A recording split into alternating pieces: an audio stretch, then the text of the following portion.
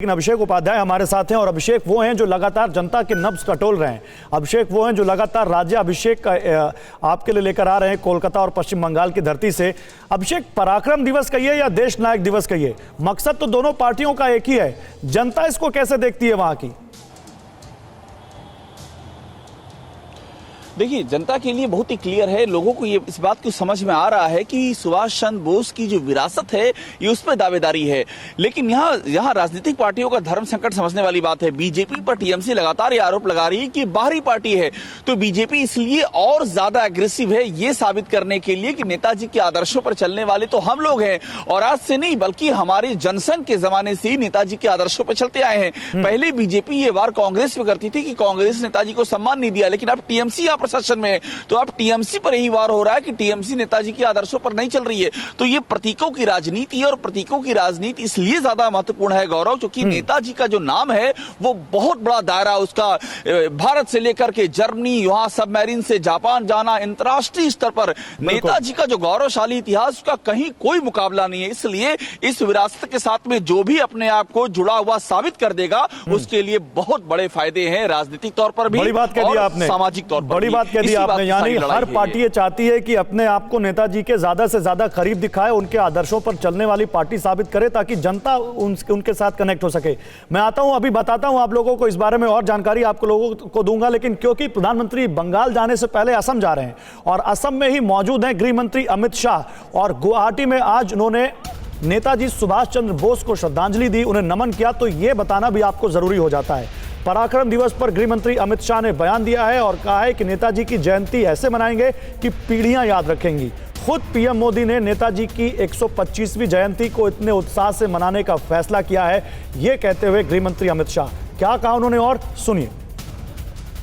प्रधानमंत्री नरेंद्र मोदी जी ने एक निर्णय किया है कि सुभाष बाबू के 125 साल को देश भर में बहुत उत्साह और उमंग के साथ मनाया जाएगा, और इस प्रकार से मनाया जाएगा आने वाली कई पीढ़ियां सुभाष बाबू को उनके जो काम है, उनको देश की आज़ादी के प्रति उनका जो योगदान है उसको लंबे समय तक याद रखेगी। सुभाष बाबू एक ओजस्वी विद्यार्थी, जन्मजात देशभक्त, कुशल प्रशासक, कुशल संगठक और सबसे संघर्षशील नेता थे। और अब चलते हैं अमोद राय के पास, जो इस वक्त कोलकाता से हमें ज्वाइन कर रहे हैं। अमोद, देखिए, बीजेपी की बात करते हैं। लगातार आप बीजेपी के तमाम नेताओं के दौरे को वहां कवर कर रहे हैं, चाहे वो बीजेपी के अध्यक्ष जेपी नड्डा हो, चाहे गृह मंत्री अमित शाह हो, जिनसे आपने बात भी की थी। आज जब प्रधानमंत्री वहां पर जा रहे हैं, ये देश का सबसे बड़ा पॉलिटिकल फेस है और बीजेपी का तो खैर है ही, पार्टी के कैडर के लिए कितना बड़ा बूस्ट होगा ये जब वो खुद प्रधानमंत्री कोलकाता की धरती से उनको संबोधित कर रहे होंगे?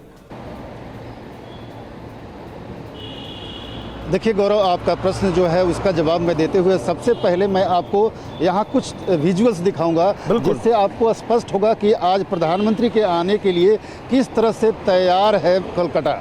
और कोलकाता में जबकि आज ये पार्टी का कोई कार्यक्रम नहीं है, मैं आपको बता दूं, ये शुद्ध रूप से सरकारी कार्यक्रम है, ये एक तरह से एडमिनिस्ट्रेटिव कार्यक्रम है और इसमें पार्टी का कुछ लेना देना नहीं है। लेकिन चूंकि प्रधानमंत्री आज कलकत्ता आ रहे हैं, बंगाल में आ रहे हैं, तो कार्यकर्ता किस कदर उत्साहित हैं इसका नज़ारा मैं आपको इन झंडों से, देखिए, दूर दूर तक आपको दिखेगा। और प्रधानमंत्री के तमाम पोस्टर्स, पार्टी के बैनर्स लगे हुए हैं, तो इससे आप अंदाज़ा लगा सकते हैं कि कितनी ऊर्जा का संचार उनके अंदर है। जो प्रश्न आपने किया वो सबसे महत्वपूर्ण बात यहाँ ये है कि मैं इस वक्त खड़ा हूँ नेशनल लाइब्रेरी, और यहाँ से थोड़ी दूर पे जहाँ मुख्य कार्यक्रम है विक्टोरिया, यहाँ से करीब 1 किलोमीटर आगे है, वहाँ अभी पुलिस का पहरेदारी है, ज़्यादा लोगों की एंट्री नहीं हो पा रही है। तो मैं उस सड़क पे खड़ा हूँ और इधर से प्रधानमंत्री का काफिला भी गुजरेगा। लेकिन सुबह से मैं देख रहा हूँ कि कार्यकर्ता दूर दूर से आ रहे हैं, जबकि उनकी कोई मुलाकात प्रधानमंत्री से नहीं होनी है। प्रधानमंत्री जो आज नेताजी भवन जाएंगे एल्गिन रोड पे, वहाँ थोड़े कार्यकर्ताओं को वेव कर सकते हैं, वहाँ कार्यकर्ताओं को हाथ हिलाकर उनका अभिवादन ले सकते हैं। लेकिन ये जो कार्यक्रम है विक्टोरिया में, वहाँ लिमिटेड लोग रहेंगे, लेकिन फिर भी कार्यकर्ता सड़कों पे हैं और प्रधानमंत्री सरकारी कार्यक्रम में शामिल होने आ रहे हो, लेकिन बीजेपी के कार्यकर्ता का उत्साह जो आपने दिखाया वो दिख रहा है। किस तरह से बीजेपी का कैडर वहां पर उत्साहित और होना बनता भी है, क्योंकि जब खुद सबसे बड़े नेता आ रहे हो तो क्यों नहीं उत्साह दिखेगा कार्यकर्ताओं में। फिक्र आपकी, सोमवार से शुक्रवार रात 9 बजे सिर्फ TV9 भारतवर्ष पर।